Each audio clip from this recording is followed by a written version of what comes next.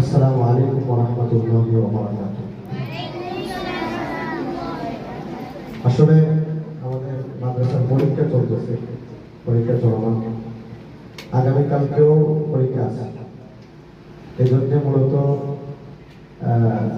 হুজুরা ছাত্রদের অনেক প্রদর্শনী ছিল, আমি ওনাদেরকে বলে এটা বন্ধ করেছি যে দরকার নেই, আমরা সামনে কোনো প্রোগ্রামে আমরা আমাদের সন্তানদের, আমাদের বাচ্চাদের তাদের পারফরমেন্স, তাদের যে প্রতিভা, আমরা এগুলো দেখবো ইনশাআল্লাহ। কি বলেন আপনারা? এই জন্য হুজুরদেরকে বলছি যে পরীক্ষা যেহেতু চলমান, আমাদের মূল টার্গেট আজকে আমাদের সম্মানিত মেহমানের কাছ থেকে আলোচনা শোনা, আমরা সেদিকেই চলে যাবো ইনশাআল্লাহ।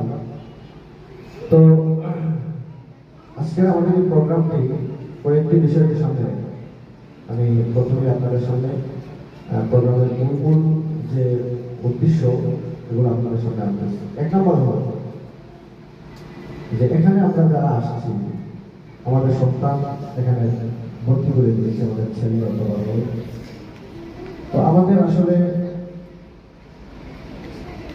একজন বাবা হিসাবে বা একজন মা হিসাবে আমাদের সন্তানকে কিভাবে গড়ে তোলা দরকার, এ ব্যাপারে যথেষ্ট ঘাটতি আমাদের মধ্যে আছে।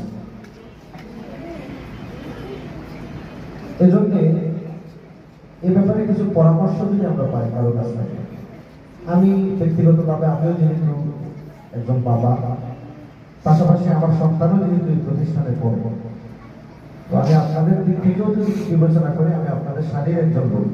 অর্থাৎ এই মাদ্রাসার যদি বলেন যে স্টুডেন্টদের অভিভাবকদের একটা প্যানেল যদি বলেন, এই প্যানেলেও আমি আছি।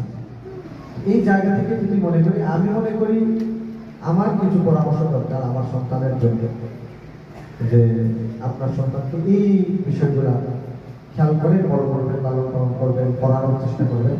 আমি মনে করি আমার জন্য এটা দরকার। এখন আমার জন্য যেটা দরকার, আপনারা যারা আমাদের সাথে আছেন, সম্পৃক্ত আপনাদের সন্তান আমাদের প্রতিষ্ঠানে দিয়ে, অবশ্যই আপনাদেরও আমার বিশ্বাস এটা খুব দরকার।